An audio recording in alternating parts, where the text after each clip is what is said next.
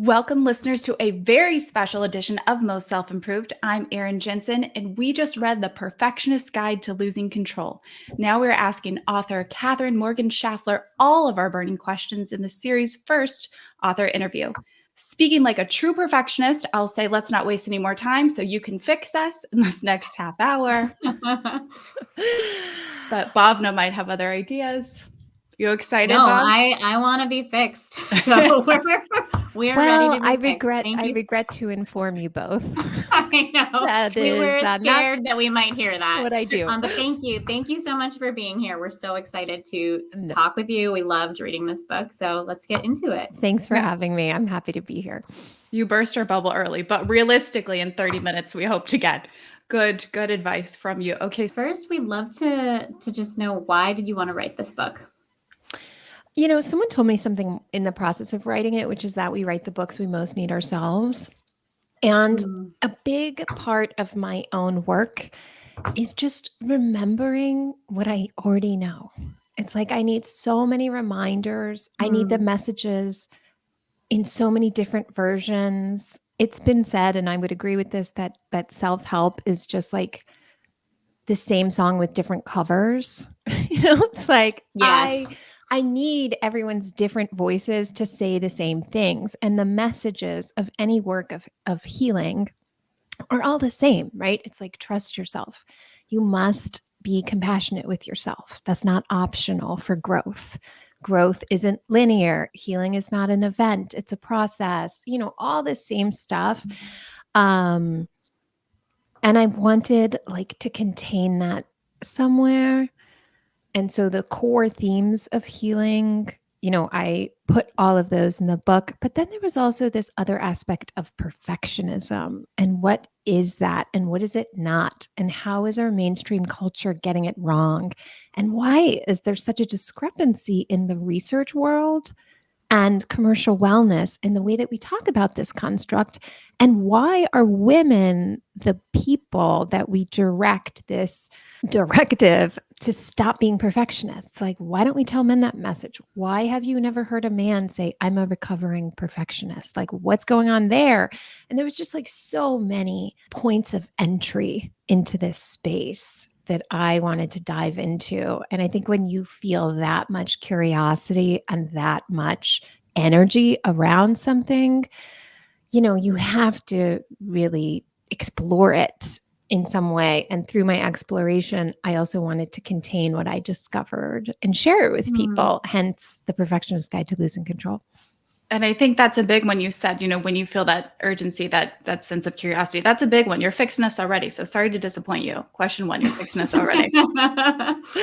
A core message of the book is we don't need to be, I know you guys are joking around, obviously. We don't need to be fixed. We don't need correction. We need connection. We need to connect to the truest parts of ourselves, and we need to connect to other people, ideas, and communities that encourage us and make it easier for us and make it safe for us to be our whole selves, not our LinkedIn profile selves, not our singular dimension, just a mom or just a friend or just a woman or just a whatever, but our whole multi-dimensional selves. Okay, but where do you find those people? Because Bhavna, unfortunately for her, has been in the opposite end, receiving end of a breakdown via phone. Like your friend, when she called you a target, I was in a discount strip mall parking lot. Just oh my God, I love a story that starts out in a strip mall parking lot. And I was like, I am so alone. And you write this in the book. Perfectionists don't understand that not everyone is so driven to fulfill whatever potential they have, go after that dream. Not other people can sit and watch Bravo, not be haunted by whatever achievement they are not working steadfastly towards. So how do you find these people that appreciate you, that you can connect with? Tell me more, Erin, about this strip mall parking lot moment. Obviously you weren't alone in that moment because you reached out to Bhavna. And it's kind of reminds me, as you were saying it, of how the moment you realize you're not present, you are present. The moment you're like, God, I'm not present right now. It's like, that's your entry point, So I would love to hear more if you are comfortable talking about it, which you very well might not be, and that's also okay. But like, what precipitated that? So in that moment, I felt so alone. In Bhavna, I can connect with her, but it's a very small circle of people that I feel like see me and understand me. If you're someone who's an ambitious person, not just in the realm of goal attainment or even exclusively in that realm, but you want to grow, you are going to go through vigorous cycles of change. And because you're constantly changing, that doesn't guarantee that the people around you, the places around you are going to change alongside you. So it can include some bouts of real disconnection and loneliness. And it seems to me like you're responding to that in this really healthy way, which is first like acknowledging it and just feeling the pain of that, and then reaching out to someone who you know is going to get it, not so that she can quote unquote fix you, but just so that you can connect in that moment. And then trying to like cast a wide net in the world via like this podcast, right, is an invitation for more people to find you. Like I found you because you reached out to me and you invited me, and something about your invitation resonated with me. I think to give yourself some space, I talk about it in the Perfectionist Guide to Losing Control, is like that is a fundamental part of healing, is that liminal space. Mm-hmm. And liminal is this idea, it comes from the Latin root of like you're in transition. You have left the previous place and you are moving towards your destination, but you're not there yet. And if you don't know that liminality exists, being in a liminal space can feel just like a real double bind. And so like, what am I doing wrong? Nothing. I remember that part of the book, the liminal space, and it just seems like such a hard place to be. No one wants to be there, but I feel like what you say in the book is that's where the growth happens. That's where the learning happens. So even though it's hard, it's so necessary. It is necessary. It's like if you want to go, from your room to like another friend's room in college, you have to walk down the hallway of the dorm. It's like liminal space is the hallway. It's not the only place where growth happens. Growth also happens in joy, and growth also happens in connection with other people. And, growth can really happen anywhere. But I think like there's not a lot of other stuff happening in the liminal space. So it's easy to create this false narrative about how it's so much easier for other people. You must be doing something wrong. You're not putting yourself out there enough, especially when it comes to dating, because other people feel very entitled to tell someone who's not in what they view as a committed relationship. They're like hot tips and hot takes. And it's really frustrating. And may I just say a side note about the crying, like crying, seeing people cry, and this is part of my professional background, is like listening to people laugh. It's the same thing to me. It's never awkward. It's not weird. I'm not like, uh-oh, she's crying. I'm like in the same way that I'm not like, uh-oh, she's laughing. It's just like very human thing. I mean, I think it's great. I love that. You talk about, it's not just in liminal space where you can grow. It can also happen in joy. But one thing that really stuck out for me in the book was when you talked about like finding joy in the process. And you gave this example that we both loved of having the trying party. And I love the idea of celebrating that in between, of like when you're trying to write a book or launch something, like before it even happens, like celebrate your stuff for being in that process. But my immediate reaction was also when you're thinking about something like, trying for a baby and it's not working. It's like you're going through IVF or you're dating, right, in your 30s, and it's awful. Like, how do you find the joy in processes that feel really hard, and also where you are so attached to the outcome, like, because it's like, about building that life that you want. So how do you have the trying party?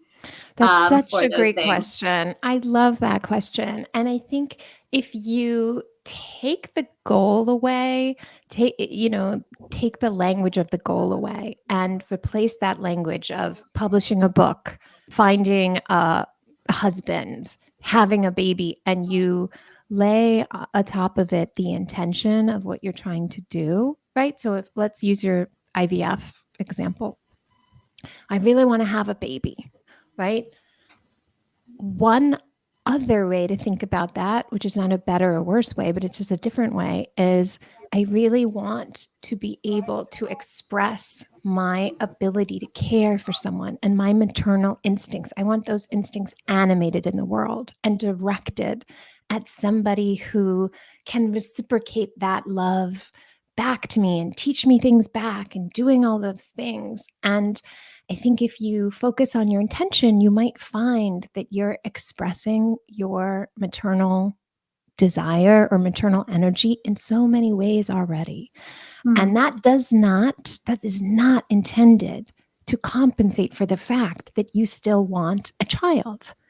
It is intended to acknowledge what you're already doing and to invite more of the recognition of that energy into the moment, right? And I think a lot of people get a little bit confused of why we do something like having a trying party. Because the idea in all of our minds is, well, how do I get myself to stop feeling this shitty way that I don't want to feel? And it's like, it's not about eradicating that feeling. It's not about eradicating a sense of loneliness or a sense of real longing and yearning to be a mother.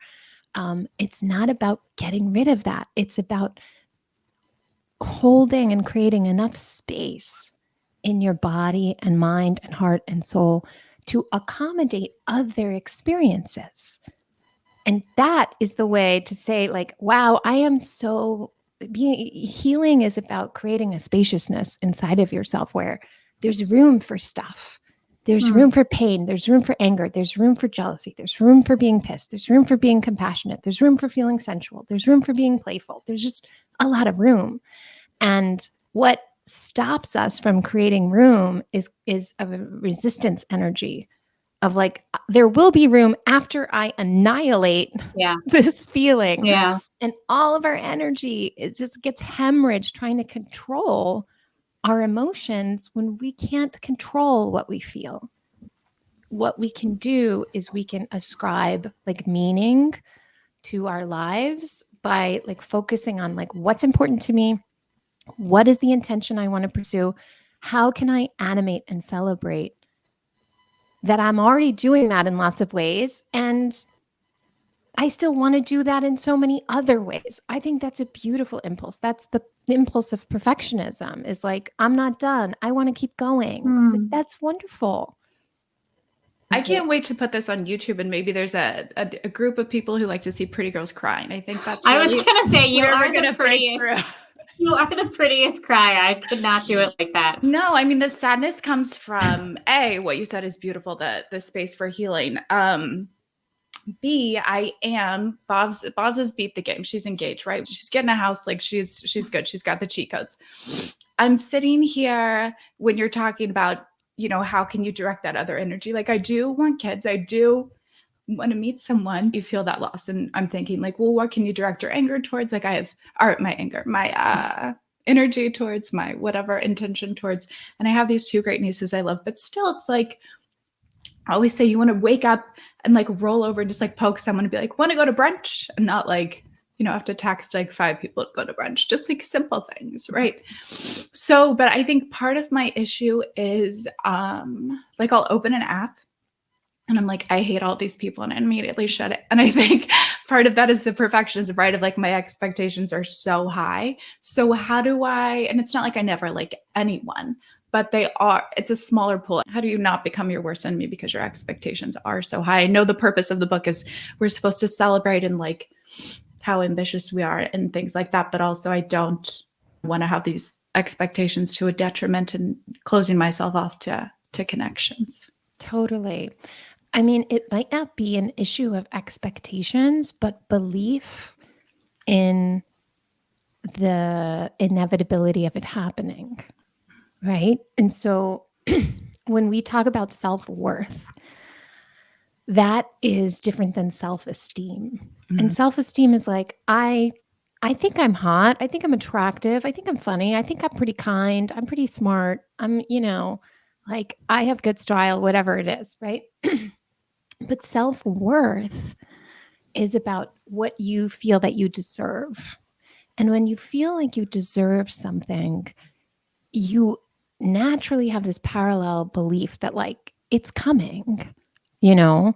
And this holds for positive and negative worth beliefs, right? So in the same way that people who believe they are worthy of respect will not tolerate disrespect, people who do not believe they're worthy of respect will not tolerate respect, right? People who are not sure that they're worthy of love sometimes start to fear, my expectations are too high because what if this doesn't come?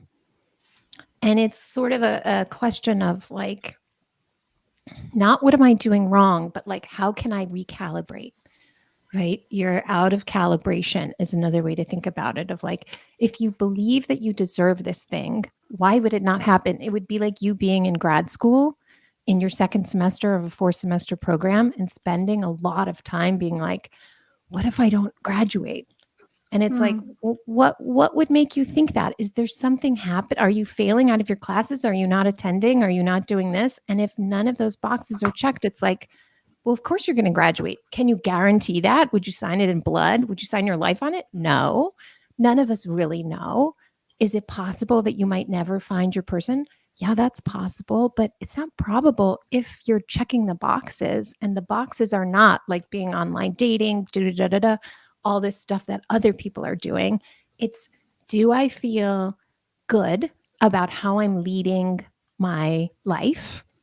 Right? In a literal sense, does it feel good to be me? And if it doesn't, stop doing the stuff that doesn't make you feel good, including being on the dating apps. If you're not feeling that this season, maybe next season, not for this season, it's making you feel like shit, just stop doing it and start doing things that maybe seem a little less directly correlated to dating, but help you to feel like your most full, whole, animated self.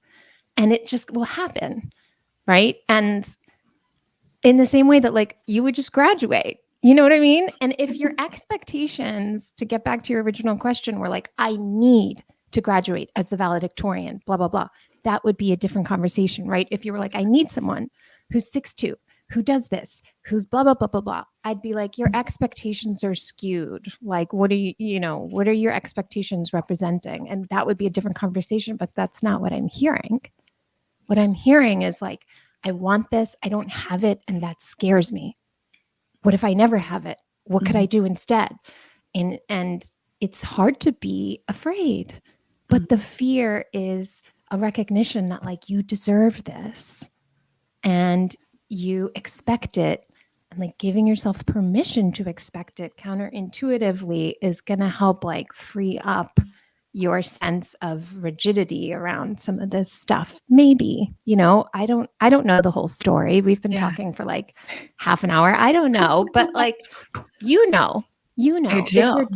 you're doing something that you feel like this expectation is really truly unreasonable, then talk to your friends, a therapist, whomever, about that specific expectation. But if it's just more of like a fear, it's a fear everyone has. It's a fear, by the way, that doesn't go away when you marry someone. It's a fear of like, I talk about this in the book too. We have these two rotating fears of like, I'll never get what I want. Or once we get the thing, that fear just gets replaced with, I'll lose what I have. My husband will cheat on me. My children will die. This will happen. That will happen. And that's just a part of being a human being. That doesn't go away. I don't believe in eradication. I believe in integration. And integration means like that spaciousness thing of let's make room for all these feelings instead of hemorrhaging our energy trying to get rid of one. It's not going to work. So I think You're probably doing most things right. Don't force yourself to do anything because that takes energy away from you. Just do things that give you energy. And like, of course, you'll graduate, you know? I mean, here's hoping. Here is hoping.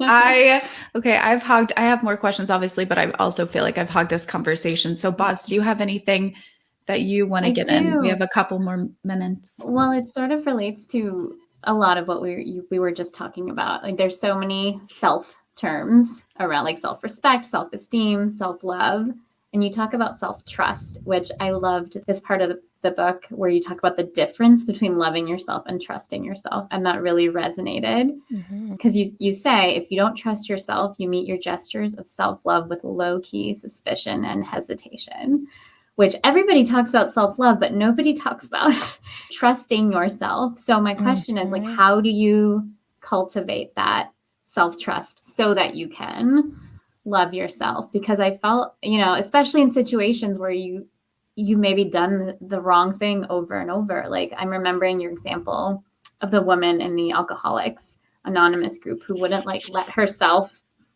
take a hot bath. She wouldn't like let herself do that. And I was like, oh, like it feels like she doesn't trust herself. So then how do you get to the love yourself? So how do you cultivate that self-trust so all the good things can happen? Thank you for asking that question. So trust is a choice built over time, made in, seemingly small, insignificant, and sometimes invisible actions, right? We all are like very tempted by the grand gesture of trusting ourselves, of like, I'm going to quit my job and I'm going to do this and I'm going to sell my house and all this stuff, to just like trust ourselves that we're taking a leap of faith, when in real time trust looks very different. And I use the example of the book of like, just because you love someone, that doesn't mean that you trust them. If we're thinking about a relationship between two people, you can really be in love with someone and not trust them for shit at all. They could I have done that.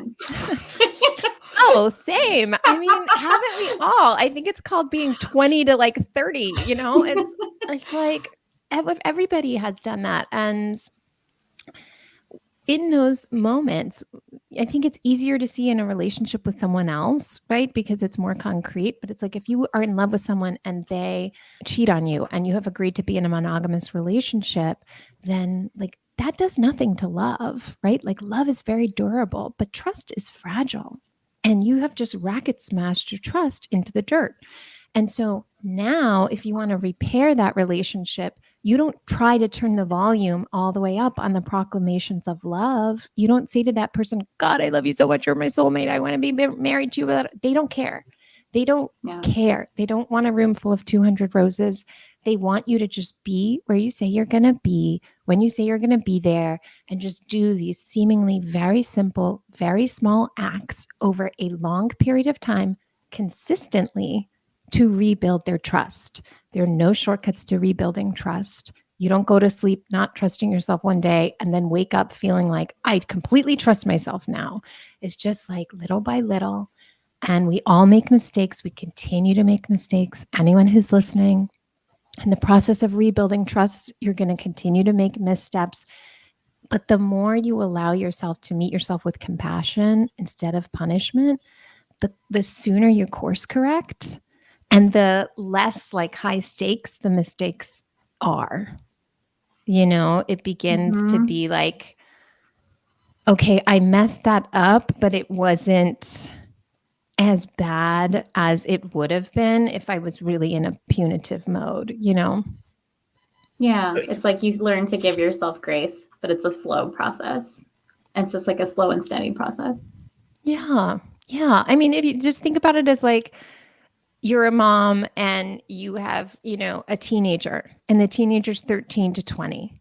The 13-year-old is not supposed to have the same capacities as the 16-year-old version or the 18-year-old version. And the like, however old you are right now, you is not going to have the same capacity as 3 months in the future you and next year you and all this you. So like holding yourself to a standard of perfection about like the version of you that never gets confused, doesn't feel tired, doesn't say the wrong thing, like isn't impulsive, always does everything correctly, is like that 13-year-old coming home and like not doing their homework at first and you being like, you are a bad kid. You are doing the wrong thing. You're never going to learn. And then, like, guess what? A year later, the 14-year-old's going to think they're like bad. And they're going to then, from that place of being punished all the time for every time they make the tiniest mistake, they're just going to adopt this narrative of like, well, I guess I'm just a bad kid. Bad kids do bad things. So I'm going to go now and make even worse choices because I don't have a platform of self-worth to stand on. I don't think I'm good. I am now ashamed of myself. And guilt says, I feel sorry about what I did. Shame says, I feel sorry about who I am. Mm-hmm. And when we're sorry about who we are, every single thing we do does two things. It confirms that we're bad, shitty, terrible people who don't deserve good things. And it tries to compensate for that. So even when you're being quote unquote good, you're not actually being good because it makes you feel good. You're just being good to compensate for what you perceive as some kind of lack in yourself. And you're hoping that other people will be able to tolerate you since you're compensating for all the bad, terrible things you bring to the table. I'd love to ask you to talk about the relationship between perfectionist and rest. How can we help realize that rest is a very important part of the process and then also like not feel guilty for taking rest? I feel like the relationship between perfectionism and their ambition and rest is so important. Yeah, well, I think thinking about rest in a multidimensional way might be helpful to a lot of people because when we hear the word rest, we tend to think about that in a myopic way of like doing nothing.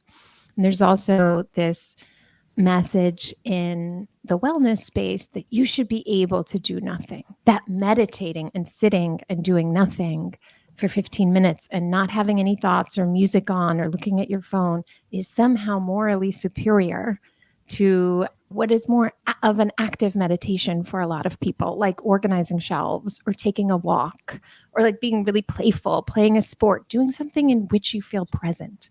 Anything done from a state of presence is restorative and is the same intention and energy behind meditating, which is like, let me bring myself back to center.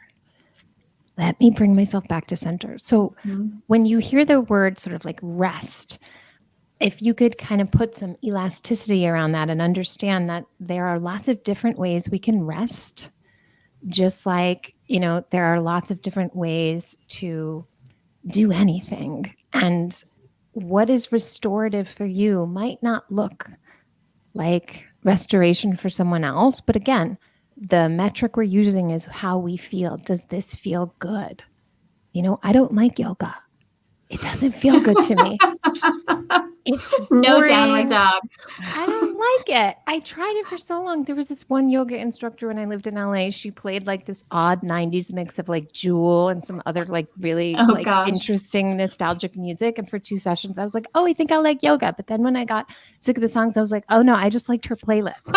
You know, like you need to sleep. Sleep needs to be a part of your rest. Sleep is the ultimate meditation. And if you do nothing else when you're in a really shaky mental health space, but prioritize your sleep, you are doing so much. Like your body heals itself in your sleep. Your body is so smart.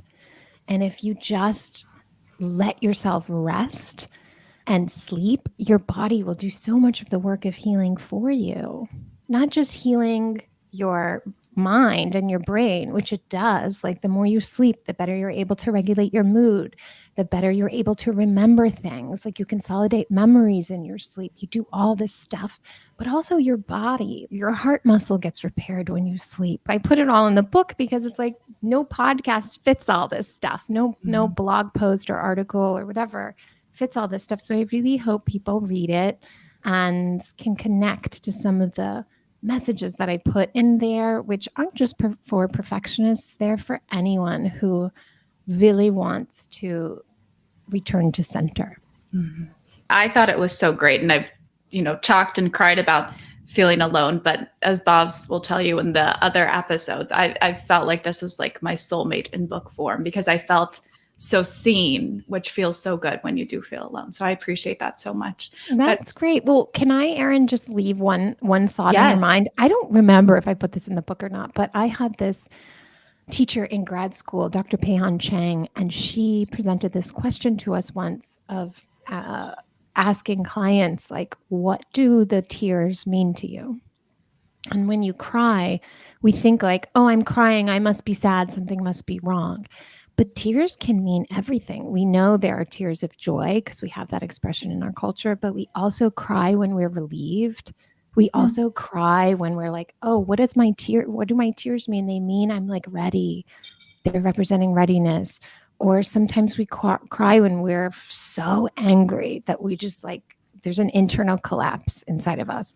Sometimes we cry because we know that we're worthy, and that makes us like release something that we were holding on to before, some kind of negative pattern. So like crying is a really powerful thing, and you have to be open to cry.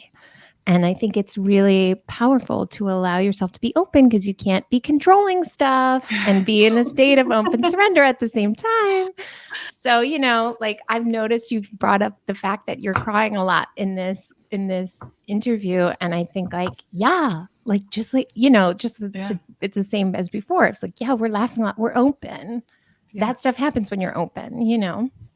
Oh, she is open. She's also open for business if anyone is into the crying. But no, Katherine, we thank you so much for being here today. We know our listeners got so much out of this, and we appreciate you writing this book and sharing your wisdom with us in the book and in the podcast. Listeners, if you are equal parts amused and intellectually stimulated by this podcast, go ahead and click that subscribe button, leave a review, share it with a friend. Stay tuned into all the learning and fun by following us on Instagram at Most Self-Improved, all one word. Bobs, any closing words?